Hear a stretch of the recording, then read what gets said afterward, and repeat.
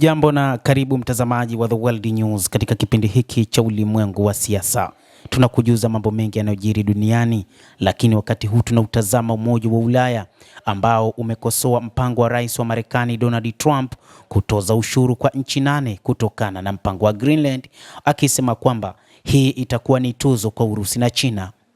Mkuu wa sera za mambo ya kigeni katika Umoja wa Ulaya amekosoa mpango huo wa Rais Donald Trump wa Marekani kuzitoza ushuru nchi 8 juu ya Greenland, akisema Urusi na China ndizo ambazo zitanufaika na mgawanyiko kati ya washirika. Ameeleza wazi kusema kwamba ikiwa Marekani itaamua kung'ang'ania mpango wake katika Greenland, itakuwa ni faida sana kwa watu wa Urusi pamoja na Uchina, ambapo wakati huu wataonekana kufanya lolote ambalo wataliweza na wataziona nchi za magharibi zenye mpasuko na wataweza kuzitawala wapendavyo. China na Urusi lazima zitakuwa na siku ya furaha uwanjani, Kaja Kallas aliandika katika ukurasa wake wa X.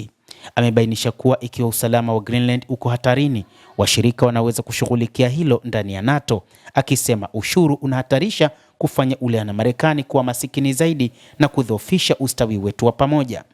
Amesema Rais wa Marekani Donald Trump kutaka kuitoa Greenland ni kuidhoofisha Ulaya pamoja na washirika wa NATO.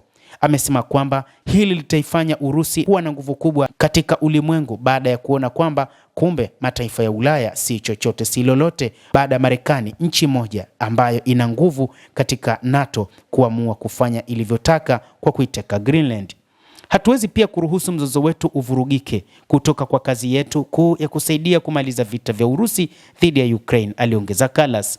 Amesema mpango huu utasababisha vita vya Ukraine vimalizwe kibabe na Urusi kuwa mshindi, na hili halikubaliki, anasema Kaja Kallas. Rais wa Baraza la Umoja wa Ulaya Antonio Costa na Rais wa Kamisheni ya Ulaya Ursula von der Leyen walisema ushuru utadhoofisha uhusiano wa kupita Atlantic na hatari ya kushuka kwa hatari. Maoni hayo yalikuja baada ya Trump kusema Washington imetoza ushuru mpya kwa bidhaa kutoka nchi 8 za Ulaya kuanzia Februari mosi, huku viwango vikipanda kwa kasi mnamo mwezi Juni, akitaja wasiwasi wa usalama wa taifa unaohusishwa na Greenland. Hata hivyo, Urusi imewaambia watu wa magharibi kwamba wasimchokoze Donald Trump ambaye wamemwamini kwa muda mrefu. Mjumbe wa rais wa Urusi na mkuu wa mfuko wa uwekezaji wa moja kwa moja wa Urusi Kirill Dmitriev aliwaonya watu wa Ulaya kwamba hawapaswi kulalamika na kumkasirisha Donald Trump aliyemuita kama baba wa watu wa magharibi baada ya tangazo lake la kutoza ushuru kwa nchi 8 za Ulaya. Greenland ni eneo linalojitawala ndani ya ufalme wa Denmark, limevutia maslahi ya Marekani kutokana na kuwa ni eneo lake la kimkakati na lenye rasilimali nyingi za madini, pamoja na madai ya wasiwasi kuhusu kuongezeka kwa shughuli za Urusi na China.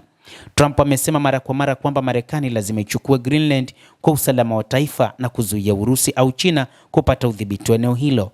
Denmark na Greenland zimekataa mapendekezo ya kuuza eneo hilo na kuthibitisha tena mamlaka ya Denmark katika kisiwa hicho. Endelea kutufuatilia, lakini usisahau kulike, usisahau kucomment, kadhalika kusubscribe channel yetu hii ili upate habari hizi kwa mapana hapa The World News. Naitwa Damu Hussein, endelea kuwa nasi wakati wote, endelea kutufuatilia.